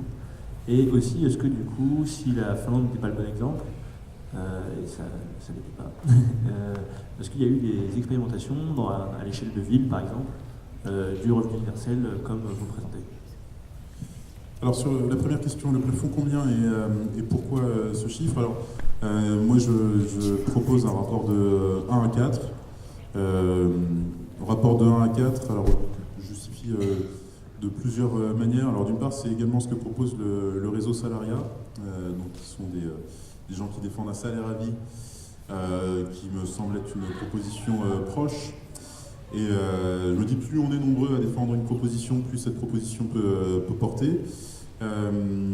Ensuite, c'est l'écart qu'on trouve généralement, l'écart maximum qu'on trouve généralement dans les structures de l'ESS, si on met de côté les banques coopératives qui jouent pas vraiment le jeu. Et donc ça me semble pertinent. Enfin, moi, mon idéal serait plutôt une société où on généralise les principes de l'ESS. Donc ce rapport de 1 à 4 me convient tout à fait. Et puis après, il y a cette question de la démocratie. Je disais tout à l'heure, donc si on est attaché au principe démocratique, une personne une voix, il faut absolument plafonner les rémunérations. Il y a un autre critère démocratique, c'est si on veut une démocratie délibérative, il faut partager une communauté de situation.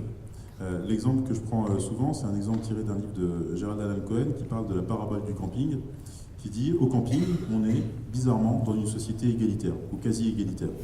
Donc on partage, il y a une communauté de situations, on se retrouve tous au bloc sanitaire pour faire la vaisselle, tout le monde fait la vaisselle, il y a une sorte de partage des tâches, etc. Et puis, surtout, même si on n'a pas tous la même tente, certains ont des grandes tentes, des toutes petites tentes, etc. Certains sont dans des bungalows, des mobil-homes, etc. Même si on n'est pas tous exactement dans les mêmes conditions de vie, au moment où il pleut, tout le monde a une pensée pour ceux qui sont sous la tente, systématiquement. Communauté de situation. Eh bien, dans notre société, avec les inégalités actuelles, avec des rapports de 1 à 1000 entre le salaire le plus bas et le salaire le plus élevé en France, par exemple, cette communauté de situation, elle n'existe pas. À mon sens, quelqu'un comme Carlos Ghosn, pour prendre du coup un extrême, n'a aucune idée de la manière dont, alors évidemment, les bénéficiaires du RSA vivent, mais comment nous vivons aujourd'hui. Et de la même manière, moi, j'ai aucune idée, et j'imagine que c'est la même chose pour vous, j'ai aucune idée de la manière dont Carlos Ghosn peut vivre. Quand on gagne 15 millions d'euros par an, clairement, moi, je ne sais pas comment on fait. Je serais bien emmerdé si j'avais 15 millions d'euros. Alors peut-être que pendant les premiers mois, etc. Mais,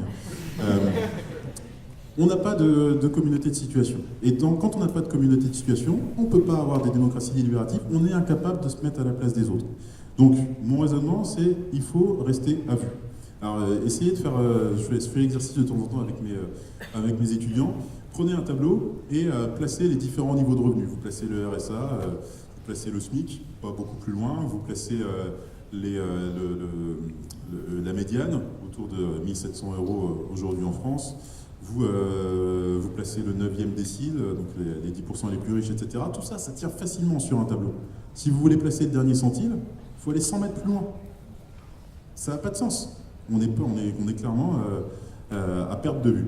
Donc, il faut réduire les inégalités. Donc c'est pour ça aussi que ce rapport de 1 à 4 me semble pertinent. Je pense que quand on est dans un rapport de 1 à 4, on vit tous dans le même monde, on vit tous dans la même société, on peut délibérer sereinement. Jean-Luc Mélenchon propose un rapport de 1 à 20, ça me semble encore excessif. L'autre critère, c'est combien de fois on peut être plus méritant qu'un autre. Est-ce que c'est 1000 fois, est-ce que c'est 100 fois, est-ce que c'est 20 fois? 4 fois, moi ça me semble bien. Ça me semble bien. Et il y a un autre critère qui est utilisé par deux auteurs, Cécile Renoir et puis Giraud, j'ai oublié son prénom, c'est peut-être bien Gaël Giraud. Ils ont écrit un livre qui s'appelle Le Facteur 12, donc eux ils prennent un rapport de 1 à 12, ce qui semble mieux qu'un 20, mais quand même excessif. Eux ils disent, c'est ce qu'on observe dans la fonction publique. Aujourd'hui, le salaire maximum, enfin le traitement maximum d'un fonctionnaire, c'est 12 fois le traitement minimum. Or, ce rapport de 1 à 12, c'est le rapport qui ressort quand on interroge les Français. Ils disent 1 à 12, ça ressemble suffisant. Moi, je préfère me baser plutôt que sur la fonction publique, sur l'économie sociale et solidaire, et sur l'argument démocratique pour dire 1 à 4. mais il faudrait faire un sondage. Je ne sais pas combien vous auriez proposé. Il y avait la deuxième question sur les expériences. Sur les expérimentations, donc il y a eu effectivement plein d'autres expérimentations à travers le monde, notamment aux États-Unis, au Canada. Il y en a en cours aux Pays-Bas. Après, c'est toujours le même principe. Tant que ce ne sont que des expérimentations, on peut en tirer aucune conclusion. Mais il y a effectivement eu, dans les années 70-80, aux États-Unis, au Canada, plusieurs expérimentations. Et en ce moment, donc, notamment la ville d'Utrecht, aux Pays-Bas, qui met en place un revenu inconditionnel avec différents montants. Donc en testant la version libérale et les versions plus de gauche, on va dire. J'ai failli dire progressiste.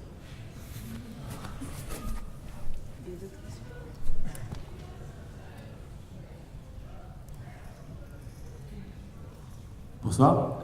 Du coup, merci de répondre déjà aux questions précisément et en détail. C'est hyper agréable. Du coup, moi j'ai 4 questions, mais elles sont très courtes et elles s'enchaînent. Voilà, merci. En fait, le côté de partage m'intéresse beaucoup, mais ça me soulève d'autres questions et je me demande si on ne va pas assez loin avec le revenu universel. Du coup, à quoi sert l'argent si on partage? À quoi sert la propriété si on partage? Il y a sûrement des intérêts aux deux, mais est-ce qui mérite les inconvénients? Et du coup, pourquoi on n'irait pas plus loin?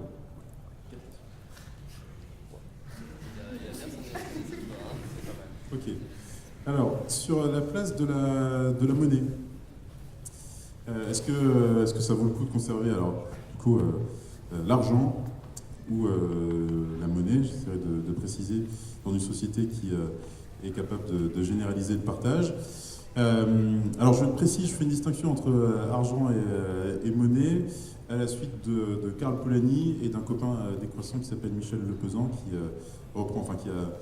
participé à la création d'une monnaie locale. Du coup, ça permet de faire le lien avec la première intervention sur Romans-sur-Isère qui s'appelle La Mesure. Il fait cette distinction, donc à la suite de Polanyi, entre monnaie et argent en disant l'argent c'est la marchandisation de la monnaie. L'argent c'est la marchandisation de la monnaie, donc à partir du moment où on met un prix sur la monnaie, donc le taux d'intérêt notamment, donc la monnaie devient argent. L'argent me pose problème dans une société. Par contre, la monnaie me semble intéressante. Parce que la monnaie, alors c'est Jean-Michel Servet, qui est ancien prof à Lyon 2, qui maintenant est prof à Genève, qui a écrit un bouquin qui s'appelle Les monnaies du lien, où il dit les monnaies ont presque toujours existé, et ces monnaies permettent de rendre compte des dettes qui existent dans la société. Or, les dettes sont ce qui nous relie. Donc, quand je vous parlais tout à l'heure de sentiment d'obligation réciproque, clairement, c'est une dette qu'on entretient. C'est pas grave, les dettes. C'est simplement l'assurance que on va entretenir le lien social. Et donc, ces monnaies, il prend l'exemple, alors c'est aussi Alain Testard qui en parle, l'exemple alors du prix de la mariée, du prix du sang, etc. Vous récupérez une somme de monnaie en échange donc d'une femme ou d'un mort, etc. Je le dis comme ça, mais suffisamment de recul. Cette somme de monnaie vient concrétiser la dette que vous avez vis-à-vis qu'une autre personne a vis-à-vis de vous. Et donc ce rôle social de la monnaie, en représentation des dettes, me semble important. Donc même dans une société de partage, ça peut être intéressant. Enfin, je ne vois pas comment on peut se passer de la monnaie. On peut imaginer, on peut inventer de nouveaux modes d'organisation qui se passeraient de monnaie, mais je ne suis pas sûr que ce soit nécessaire. Sur le côté place de la propriété, du coup, moi ma position c'est plus, et je rejoins en cela le réseau salariat avec d'autres voix. Moi, je parle plutôt de Proudhon. Je critique la propriété lucrative, mais je défends la propriété d'usage.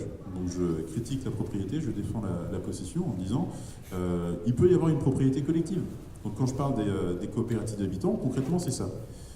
On sort le logement du marché, il reste une propriété d'usage. Donc si je suis dans une coopérative d'habitants, je suis propriétaire, alors copropriétaire, propriété collective de l'immeuble, j'ai un usage d'un appartement, je fais ce que je veux dans cet appartement. Si je veux casser les murs, je casse les murs, etc.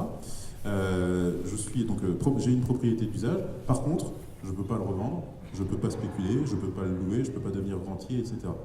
Donc la propriété d'usage, moi, ça ne me pose pas de souci. Et la généralisation du modèle des communs, alors dans la perspective défendue notamment par Dardot et Laval, donc les auteurs d'un livre qui s'appelle « Commun, une révolution pour le XXIe siècle », donc qui défendent une version offensive des communs, en disant il faut grappiller sur les biens privés, les biens sujets à la propriété privée, individuelle, lucrative, etc. Il faut grappiller pour les faire rentrer dans la sphère du commun avec un principe de non-exclusion, principe normatif de non-exclusion. Il y a des biens auxquels tout le monde doit avoir accès, parce que c'est un principe. De ce point de vue-là, donc, je défends la propriété d'usage liée à cette logique offensive des communs. Donc la propriété dans l'absolu ne me pose pas de problème, c'est la propriété lucrative qui me pose souci. Est-ce que j'ai répondu aux 4 questions? Peut-être que j'en ai peut-être oublié. Non, mais effectivement, un peu sur l'engagement, sur le pronom, par exemple, effectivement, la propriété d'usage, qu'est-ce qu'il y aurait à redire là-dessus, sur son idée? Et là, le problème, c'est de fixer qu'est-ce qui est l'usage, qu'est-ce qui est lucratif. Et du coup, voilà, c'est là qui est pareil que ça. Si on se demandait, ce temps on décide, et du coup c'est collectif. Parle au micro, gros. Ah, pardon. Voilà, donc je refais, désolé. C'est pour savoir, du coup, à partir de quand on considère que c'est une propriété d'usage lucratif. Et du coup, s'il y a une propriété, il faut la défendre. Du coup, il y a un besoin d'État. Et c'était là ma question de... il y a peut-être des avantages, mais les inconvénients existent aussi. Est-ce qu'ils sont supérieurs ou pas? Est-ce que le jeu en vaut la chandelle? Sinon, oui, alors, du coup, sur la limite, pour les communs, moi, ce que je ferais rentrer automatiquement dans les communs, ce qui me pose souci dans le capital aujourd'hui, donc c'est clairement l'immobilier, parce que je me dis on ne doit pas pouvoir spéculer sur le logement, il y a un texte, on appelle ça le droit au logement, qui me semble assez intéressant, qui permet de poser clairement ce critère de non-exclusion, principe normatif appliqué au logement. Donc je sors le logement du marché, je le fais rentrer dans les communs, et quand je dis propriété non lucrative, c'est pas de possibilité de vente, pas de possibilité de louer, etc. Même chose pour les entreprises. Moi je défends les entreprises coopératives. Le principe dans les coopératives, c'est on est propriétaire de parts sociales, les dividendes sont ultra limités, donc si vous voulez vous enrichir, n'investissez pas dans des coopératives, je vous le dis. Lorsque vous revendez les parts sociales, vous les revendez au prix d'achat, pas de spéculation possible, ça, là, on est dans la propriété d'usage, clairement. On n'est pas dans la propriété lucrative. Et si une fois qu'on a fait ça, si jamais on arrive à faire ça, donc logement, donc tout le parc, une bonne partie du parc immobilier et entreprise, il ne reste plus beaucoup de place pour le capital à l'arrivée. Donc pour d'autres formes de propriété lucrative. Les limites qu'il peut y avoir à ça, donc tu dis... si on a une propriété, il faut la défendre, donc ça suppose l'État. En l'occurrence, pour les communs, ce qui est intéressant, c'est que, alors c'est ce que montre Elinor Ostrom notamment sur sa réflexion sur les communs, on n'est pas obligé de passer par l'État. Ce qu'elle dit, c'est pour qu'il y ait commun, il faut qu'il y ait une communauté d'usagers. Et c'est cette communauté d'usagers qui fixe les règles d'usage et qui fixe les règles en cas de non-respect de ces règles d'usage, donc les sanctions, etc. etc. On n'est pas obligé de passer par l'État. C'est tout l'intérêt, donc c'est pour ça aussi que Dardot et Laval parlent de révolution pour le XXIe siècle. Inutile d'attendre l'État pour mettre en place des communs. On peut le faire, pour les coopératives d'habitants, on peut le faire dès aujourd'hui sans décision politique, ce qui est quand même assez intéressant. Par rapport au revenu inconditionnel qui demande une décision politique, là on a des marges de manœuvre claires qui permettent de sortir le logement du marché, et ça changerait la vie. D'autres questions? Une question qui me vient, c'est aujourd'hui, on vit dans une communauté qui est quand même énormément influencée par des gros groupes capitalistes. Je pense notamment à toutes les chaînes de télévision. Et comment, dans la société d'aujourd'hui, est-ce que tu fais passer ton message? Parce que le souci, là, ça va pas être de toucher les personnes qui sont là aujourd'hui. Parce que je pense que tu as quand même beaucoup de partisans ici. Mais le souci, ça va être de toucher les 90, 95, peut-être même plus % qui ne savent même pas ce qu'est la décroissance. Alors, comment tu fais aujourd'hui? Ouais, c'est un argument supplémentaire pour le revenu maximum, soit dit en passant, effectivement, toujours dans cette histoire d'égalité démocratique. Si je suis ultra riche, je peux m'offrir les services d'organes de presse, de groupes de médias, et avoir une influence directe sur l'agenda politique, sur la manière, sur l'information à laquelle vont accéder les lecteurs ou les téléspectateurs, etc. Ça me pose souci aussi en termes d'égalité démocratique. Et effectivement, ça me pose souci d'un point de vue concret, plus concret, puisque ça empêche d'accéder à une bonne partie de la population. Alors souvent, j'ai ce débat avec d'autres personnes qui disent mais non, mais le revenu inconditionnel c'est dans un second temps, dans un premier temps il faut prendre le contrôle sur les médias. Puis il y a ceux qui disent mais non, mais dans un premier temps il faut prendre contrôle sur l'Assemblée, sur le Parlement de manière générale avec le tirage au sort. Et globalement, on peut continuer à l'infini. On peut dire mais non, mais dans un premier temps il faut mettre l'accent sur l'éducation, etc. Moi j'ai pas de réponse. Moi je me dis faisons feu de tout bois, essayons de défendre autant que possible une transformation radicale de la société, et puis avec un peu de chance, à force d'enfoncer les coins, on va réussir à soulever un bout, et peut-être qu'on n'est pas à l'abri de réussir. Aujourd'hui, clairement, moi j'ai pas de réponse pour généraliser la pensée, pour démocratiser la pensée de la décroissance. Je me dis, avec un peu de chance, les désastres du capitalisme feront le job pour nous. Et de plus en plus, on sera amené à questionner le bien fondé de cette société qui a tendance à générer pas mal de malheurs quand même. Je mise plutôt là-dessus, faute d'avoir d'autres vecteurs aujourd'hui. Mais c'est mon côté pessimiste.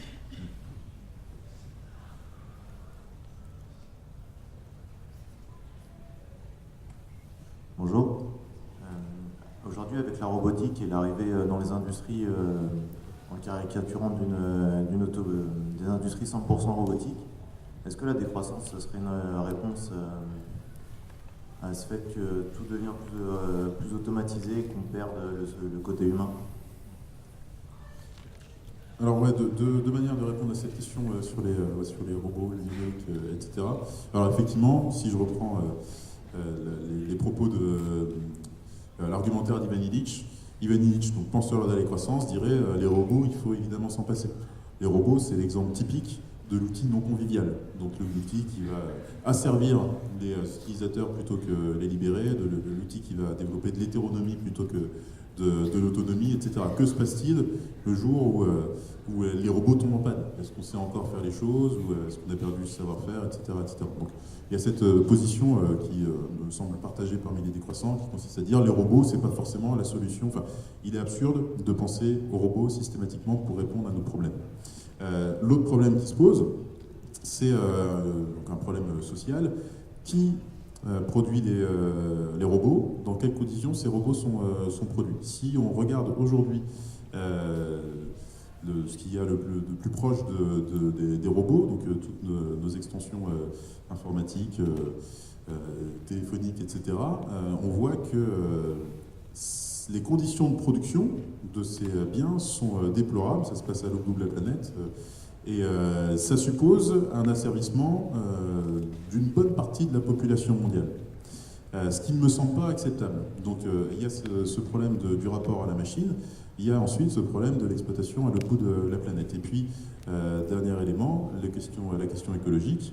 Est-ce qu'on peut imaginer une généralisation des robots à l'ensemble de la planète, compte tenu du coût écologique que ça représente en termes de consommation d'énergie, en termes de gestion des déchets en aval, etc. Est-ce que c'est possible? Est-ce que c'est généralisable? Et si c'est généralisable, pour combien de temps? Est-ce qu'on est prêt à faire flamber du coup les dernières gouttes de pétrole très très vite parce qu'on aura généralisé les robots? Ça me semble être une mauvaise idée. Est-ce qu'on est prêt à construire des réacteurs nucléaires supplémentaires pour faire tourner tout ça? Ça me semble être une mauvaise idée. Donc il me semble préférable d'écarter cette piste de la robotisation généralisée. Donc, pour une question de principe, Illich, une question sociale qui les produit, une question écologique.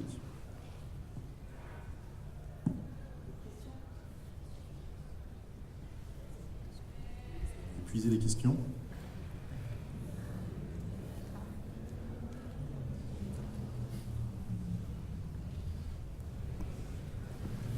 Alors moi, c'est un embryon de question qui est dans ma tête. Je vais essayer de la formuler. Donc là, on a parlé d'un potentiel changement de société en France, mais est-ce qu'on peut considérer une société dans le monde? Parce que du coup, là, on est le 6e PIB mondial, donc il y a un rapport de 1 à je sais pas combien de milliers en termes de richesse en France, mais imaginons dans le monde c'est encore pire. Comment, du coup, on peut globaliser le truc? Est-ce que c'est avec les mêmes outils qu'on peut le faire en France, comme vous disiez, utiliser justement les questionnements sur la société des gens parce qu'on voit que ça ne va pas aujourd'hui? Et deuxième question, c'est maintenant, concrètement, est-ce que ça ne serait pas aussi plus altruiste d'aller voir ailleurs et d'essayer de résoudre des trucs que de rester ici dans notre petit 6e PIB mondial et essayer de construire notre petit monde idyllique, si je puis dire. Alors, sur la première question, comment généraliser moi, si déjà on arrive à introduire la question de la décroissance dans le débat politique dans un pays aussi riche que le nôtre, ça permet de poser la question de notre modèle de développement et de proposer des alternatives. Aujourd'hui, on est plutôt tous engagés sur la même voie, qui me semble être une mauvaise voie. Il y a quelques initiatives par ailleurs dans les pays du Sud. Je pense notamment à tout le discours sur le Buen Vivir qui me semble intéressant, qui soulève de bonnes questions, qui propose un modèle alternatif. Si nous aussi on pouvait faire notre part du boulot en se disant finalement notre voie n'est pas la bonne et si on trouve autre chose, ça me semblerait intéressant pour pouvoir généraliser la réflexion.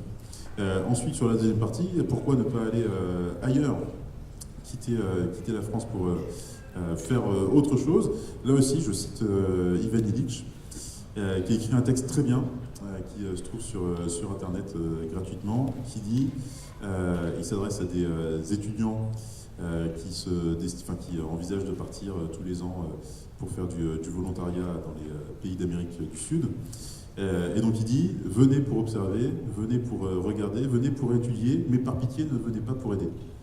Donc ce qu'il leur dit, c'est vous débarquez dans un autre pays avec vos conceptions occidentales, avec le sentiment d'avoir quelque chose à apporter aux autres.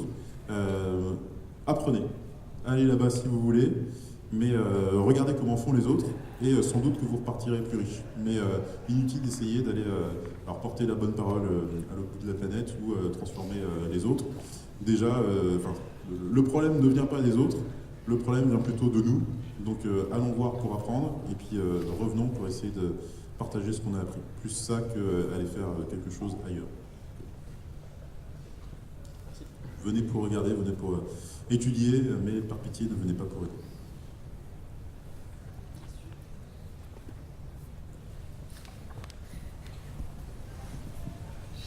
Du coup, ça m'a rappelé une question que j'avais chez moi. Il y a un pays qui a essayé d'éradiquer la pauvreté, c'est le Venezuela, il me semble, et ça s'est pas très bien passé pour eux, bon, pour certaines raisons qui les concernent précisément, question du pétrole, tout ça, mais il y a aussi le problème de la compétitivité parce qu'ils l'ont complètement perdu sur le marché mondial.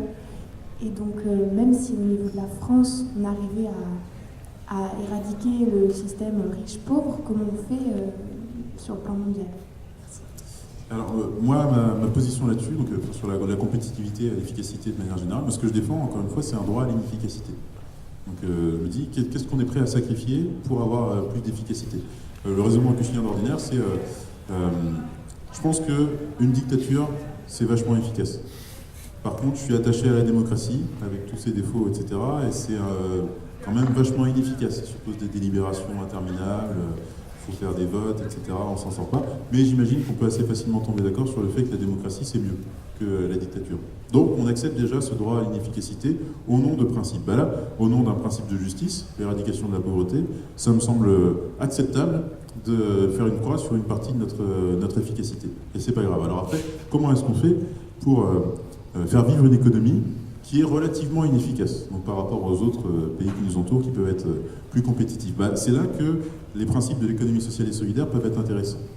Je ne sais pas si certains d'entre vous sont membres d'une AMAP, Association pour le maintien d'une agriculture paysanne. Dans une AMAP, on n'a pas forcément des producteurs qui sont hyper efficaces. Alors parfois, en plus, on a des jeunes agriculteurs qui s'installent, qui ne savent pas exactement, qui ne savent pas complètement comment gérer leur production, etc. Il peut y avoir des trous dans la production, ce genre de choses. Et malgré tout, on a des gens qui décident de rester dans les AMAP. Donc qui acceptent cette relative inefficacité? Si je reprends l'exemple d'Alterconso, la coopérative dont je vous parlais tout à l'heure, clairement, alors au moment où on l'a créée, on n'était des branques. on savait rien faire. On était pas bons. Les producteurs nous le disaient, des adhérents nous le disaient également. Malgré tout, il y a toujours eu plein d'adhérents.